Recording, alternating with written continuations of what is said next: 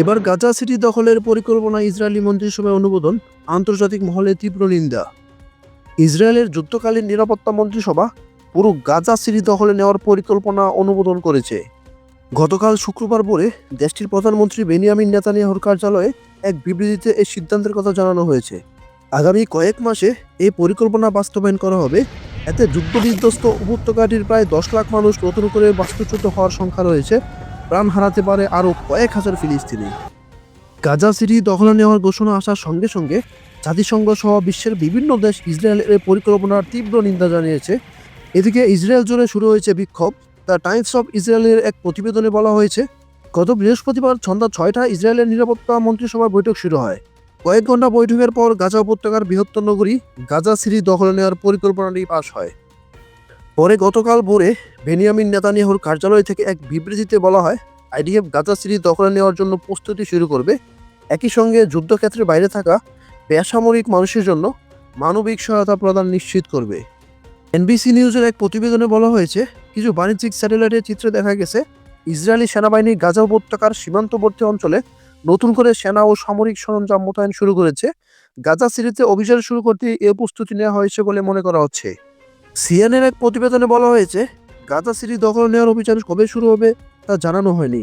তবে ইসরায়েলের দুটি সূত্র জানিয়েছে, কয়েক ধাপে গাজা সিটি দখলে নেওয়া হবে। প্রথম ধাপে চলবে 2 মাস, যা আগামী 7 অক্টোবর শেষ হবে। এদিনই ইসরায়েলে হামলার 2 বছর পূর্ণ হবে।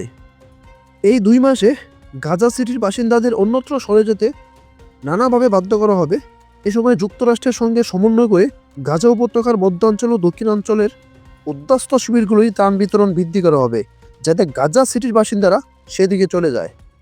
তবে গাজা সিটি সম্পূর্ণ দখলে নিতে 5 মাস লাগতে পারে বলে সিএনএকে জানিয়েছে ইসরায়েলের একজন কর্মকর্তা। এর মধ্যে প্রায় 41 কিলোমিটার দৈর্ঘ্যের গাজা উপত্যকার আনুমানিক 45% দখল করেছে ইসরায়েল।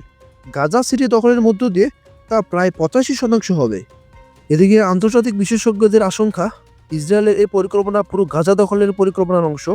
বৃহস্পতিবারের বৈঠকের আগে নেতানিয়াহু এমনটি জানিয়েছিলেন। এদিকে জাতিসংঘের মানবাধিকার বিষয়ক হাই কমিশনার গতকাল এক বিবৃতি দিয়ে দায় সেরেছেন। তারা বলেন, ইসরায়েলের সরকারের পুরোপুরি গাজা উপত্যকা দখলের পরিকল্পনা অবিলম্বে বন্ধ করতে হবে। এই পরিকল্পনা আন্তর্জাতিক বিচার আদালতের রায়ের পরিপন্থী। নেতানিয়াহুর গাজা উপত্যকার সম্পূর্ণ দখলে নেওয়ার ঘোষণাকে নির্লজ্জ অপরাধ উল্লেখ করে ফিলিস্তিনের প্রেসিডেন্টের কার্যালয় এক বিবৃতিতে বলেছেন, এটি গণহত্যা, পরিকল্পিত হত্যাকাণ্ড, অনাহারে রাখা ও অবরোধের ধারাবাহিকতা। গাজা দখলের পরিকল্পনা বাস্তবায়ন করতে ইসরায়েলকে বড় মূল্য চুকাতে হবে এবং বাকি সব জিম্মিকে হারাতে হবে বলে হুঁশিয়ারি দিয়েছেন ফিলিস্তিনের স্বাধীনতাকামী সংগঠন হামাস।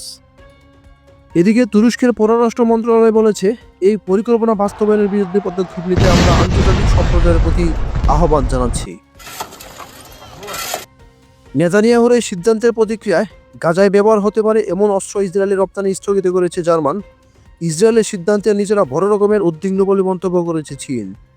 এর বাইরে সৌদি আরব, অস্ট্রেলিয়া, ফিনল্যান্ড, নেদারল্যান্ড সহ বেশ কিছু আরব রাষ্ট্র এই পরিকল্পনার তীব্র নিন্দা জানিয়েছেন। ইসরায়েলের গাজা দখলের পরিকল্পনা ঘোষণার পর আজ শনিবার জাতিসংঘের নিরাপত্তা পরিষদে জরুরি বৈঠকের সিদ্ধান্ত হয়েছে। যুক্তরাষ্ট্র ও পানামা ছাড়া 15 সদস্যের পরিষদটি বাকি সদস্যরা এ বৈঠকের আহ্বান জানিয়েছেন। আজ নিউ ইয়র্কের স্থানীয় সময় বেলা 3টা, বাংলাদেশ সময় শনিবার দিবাগত রাত 1টায় বৈঠকটি অনুষ্ঠিত হবে। ইসরায়েলের এই সিদ্ধান্তে জাতিসংঘের মহাসচিব আন্তোনিও গুতেরেস গভীরভাবে উদ্বিগ্ন বলে মন্তব্য করেছেন তার একজন মুখপাত্র।